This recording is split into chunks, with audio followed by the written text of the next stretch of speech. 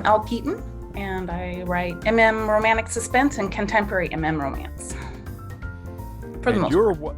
you're one of the many books arriving this month in the All-American Boy series, and you've played with the titling a little bit here with the title of Not a Boy. Tell us about this story. Well, Not a Boy is kind of what I call, I don't know, I guess it's age gap positive. The younger character is a little more confident maybe than some, we've seen or not, some of the other kind of like subgenres out there. He knows what he wants. He's going for it. And the other character, he's a definitely professional person, but he's had a little less luck in the love department and is kind of jaded and stuff. I want to say the tropes are, like I said, age gap positive, sort of opposites attract, just in age and profession. Son of the groom a bit comes in instead of father of the bride, son of the groom. Well, I am curious, what was your inspiration for the story of Henry and Ben? Okay, that's a very good question. I knew when Sierra and I talked that I wanted to use some spare characters from my Piedra's Island series. I have two series that are on this island off Washington State, partly because I knew them better. And when I write, I find novellas, they're very challenging because you have a certain amount of space and you have to be able to fit in a good solid story. I just feel like I needed to know my characters, and I already knew those two characters fairly well. So I was like, okay, it's going to be age gap. That's where I started. I had actually just met Henry. He appears in Real Danger. And I was like, oh, I really like him, but what can I do with him? How can I give him a story? And then I was looking around for cover because I couldn't find anything I liked. And I found this one through Christopher John for Not a Boy. And it was so perfect. And I realized right then that that's how I wanted the dynamic, this confident younger guy, and he's not like an alpha guy. He's just a confident person who's had his own troubles in life, but has come out and on top and is moving through his life. So that's where the inspiration came from. And you could tell that the guy on your cover has a story. He's just got that look that He does. He's got a He story. does. He's got something to say. He does. I just love this cover so much. I just adore it. And yeah, he's definitely, I hope I did it justice. What was your favorite scene to write between Henry and Ben? If that's something you could tell us without giving away spoilers. Ooh, that's such a good question. So I really had fun coming up with their first meeting, the first time that they saw each other, which is not going to give anything away because the back of the book says that they kind of run into each other. But I didn't want it to make it a kind of like wham bam thank you man meetup. I wanted it to be more like, oh, they tried a little bit to get to know each other. So that was fun. And I had fun kind of their back and forth banter with that. Another scene I really enjoyed writing was later in the book at the wedding. And I think readers will know that one. It's not between them, though. It's between Henry and another character. But I don't want to give too much away. No, we don't want spoilers. Tell us a little bit more about the series that this is connected to. It's a shared world, but the only thing that we had to do was, as each individual author was, we had to somehow either mention or be in Stony Brook, Maine, where the Tall Ship and Stony Brook is not real, but there is a Tall Ship Festival in Maine. So that's kind of, everybody did it a little bit differently. We did kind of try and share some things that we made up, like I have an inn in mine and a little shop that only appears very briefly, but someone else, I wrote it down on the spreadsheet that we shared. And so that'll show up in another book. And I know, I don't want to give away the ending, but I know that there's lots of mentions of pirates. I looked through the real Tall Ship Festival and they dress up like a pirate day and stuff. So that's kind of how we did it. Do know personally a few of the authors. So I was able to kind of pick their brains a little bit when they were writing, but I think it's going to be fun. I don't know everybody's story, so I'm excited, just as excited for you as you to read them. That's always what's exciting when you've got these shared universes like All American Boy, where see how they connect and then how they're separated and how everybody kind of plays with what's going on in there. How many parameters did you get to create your story other than you were kind of setting in the same spot?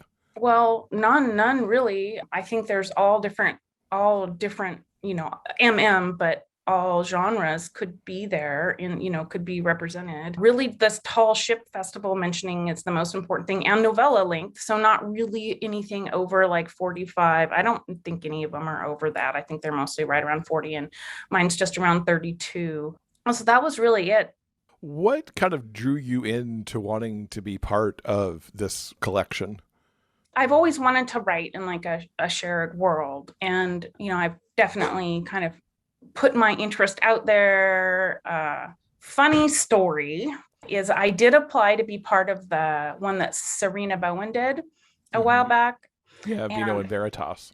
yeah, okay, so I don't watch TV. I do not watch TV. I swear to you, hardly ever. And if I do, I'm watching a crime show.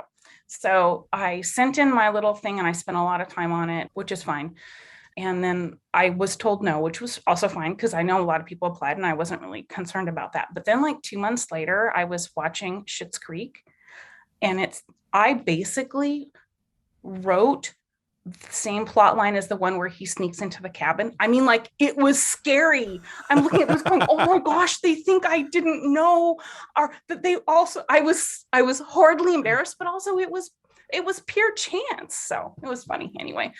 So I was really excited to be able to be part of this, the shared world. A lot of it is because, we all of us come from different places in the indie author writing world, and I love to be able to get my books out to other people who may just have looked at my books before and been like, oh, I don't think I want to read that, but now maybe because I brought in some of my characters, and they'll be drawn to my stuff, and maybe my readers who come in for Not a Boy will be like, oh my gosh, I really want to pick up this Casey Cassidy or this Layla Doreen. That's my part of it. It's like share the love. Which is the great thing about shared universe. I know I've read my share of shared universe, and all of a sudden it's like you're moving along like, well, I don't know this author. Let me read. It's like, oh, now I need more from this author because they're awesome. Now we do have to mention that just a week after Not a Boy comes out, you've got Real Risk coming out, which is the third book in the West Coast Forensic series. Tell us a Yes. little bit about that book and the West Coast Forensic series. So let's see. Let's start with about the series a little bit. So the series is a spin-off series of my 3 book same couple series. It's called Veiled Intentions. And the two main characters in Real Trouble, actually, we first meet them in my original series called Shielded Hearts. And I had never written these guys' story. And I had people writing me about it and writing me about it, writing. But I'm sure you know, as yourself, like sometimes it's just not the right time for that story. It just wasn't. Writing a 3 same couple series was very hard for me. I loved doing it, but it was hard. Although I did learn how to write longer. And so that was something I definitely learned from doing that. So anyway, I was like, oh, I want to do more in this universe, but I don't want to keep writing. I love these guys, but I'm done with them. I'm tired of being in their pocket.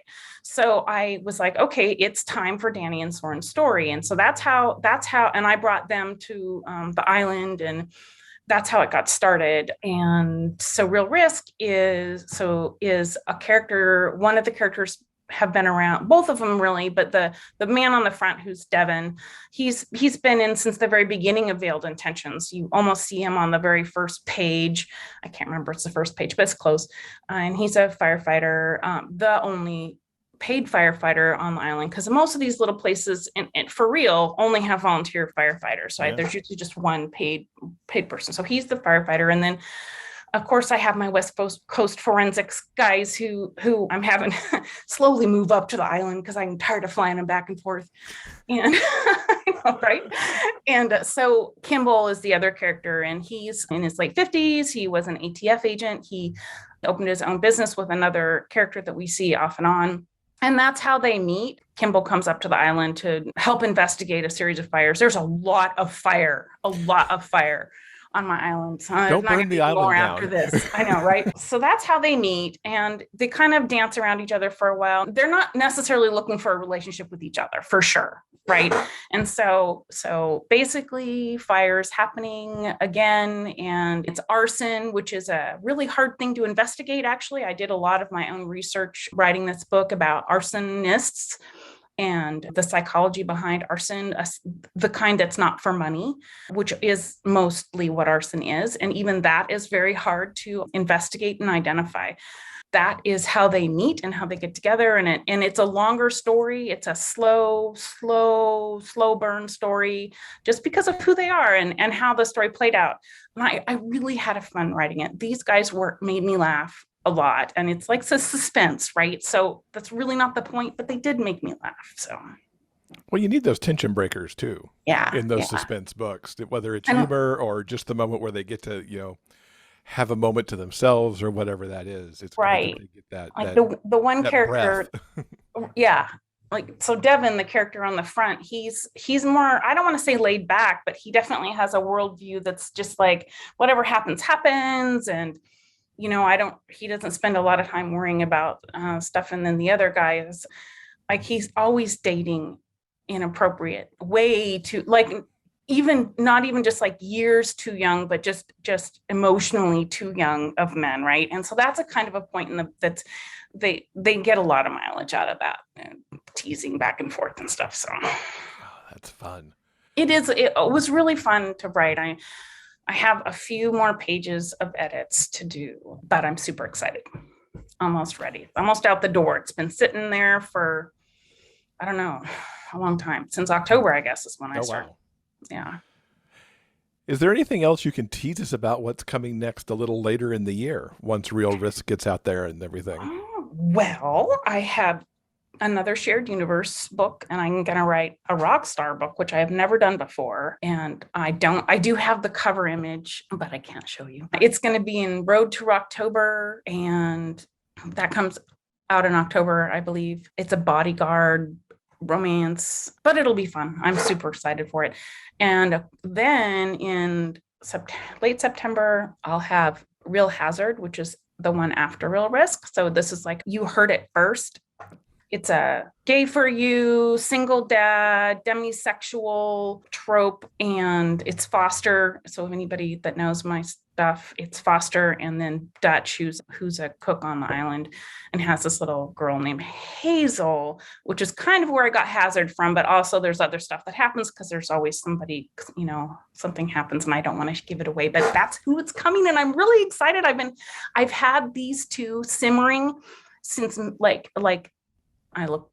trying to think, like mid-December, I came up with this and I'm like, oh, but I have to write Real Risk first. I'm not very good I tend to be linear. And even though part of it like does happen at the same time of Real Risk, my writer brain says, no, you have to do this first. I'm very much the same. It's like one thing has to come after the other, and those other characters need to be quiet until I'm done over here. Yeah, I had to just keep writing these little this idea, words. I like a lot of descriptive words to help me kind of get my characters, keep them kind of, I like to have like 3 or 5 descriptor words. And I'm like, so I was coming up my words for my characters, but I couldn't go any further. So I'm really excited to get started on that. We love to get recommendations here on the podcast. What's something that you've read recently that you would recommend to our listeners? Well, let me tell you, I was on vacation last month for 11 blessed days out of my house, and I binged all of Jackie North's Farthington Ranch series. At that point, There were only 4 out, and I believe that 5 came out at my last day of my trip, and 6 came out yesterday. So I have not had time to read 6 yet, but they're really good. They're really good. There's a great sense of place, like the actual ranch and the surroundings are character in the book, and I really enjoyed the different pairings. It was fun. That's excellent. And how can people keep up with you online to find out, everything about Not a Boy, about Real Risk, and everything else coming up? Well, I'm on Facebook as Elle Keaton Writes, I believe. And I have a Facebook reader group if you're interested in that kind of thing. And it's Elle Keaton's Highway to Elle. Very clever name. I also have a newsletter, which is, you can go to my website, which is ellekeaton.com, and there's a pop-up. And once you're a member of my newsletter, there's tons of free reads you can download that are all on my website.